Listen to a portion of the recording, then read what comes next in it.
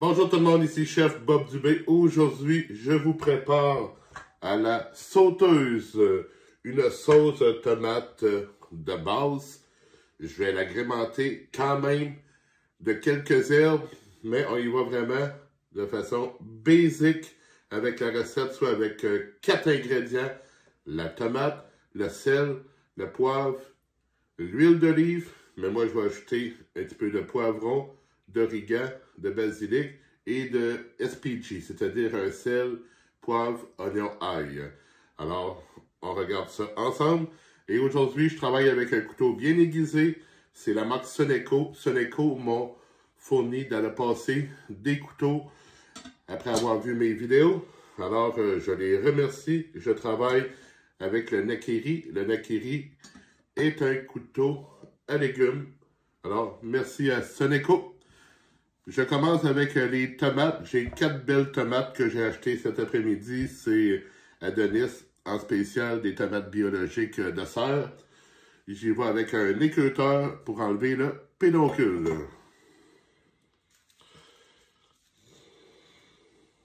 Bien évidemment, j'avais au préalable lavé mes légumes. Alors, vu que tout va passer au pied mélangeur, on coupe en morceaux. Pas trop gros quand même. On se fait des cubes.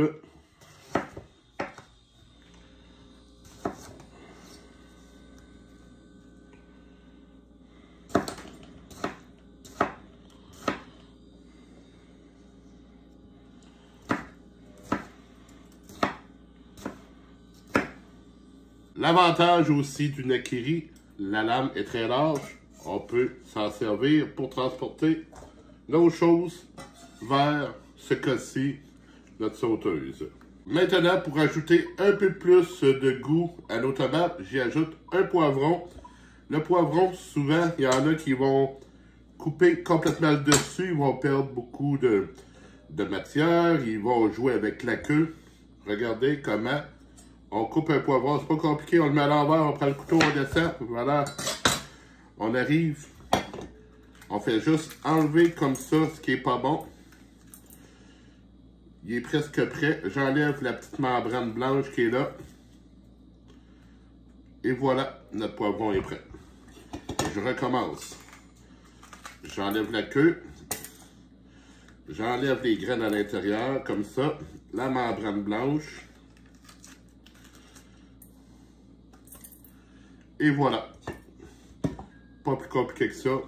On va arrêter de jouer avec les queues de poivron, puis toutes sortes de méthodes. Vous avez vu, ça a été rapide. On va faire aussi des cubes avec notre poivron. Maintenant que nous avons une bonne partie de nos ingrédients d'ajouter, je vais faire chauffer à feu moyen. J'y ajoute donc une cuillère à thé de sel. J'y mets un mélange SPG, c'est-à-dire sel, poivre, poudre d'ail, poudre d'oignon. Encore une cuillère à thé. Une demi-cuillère à thé de poivre.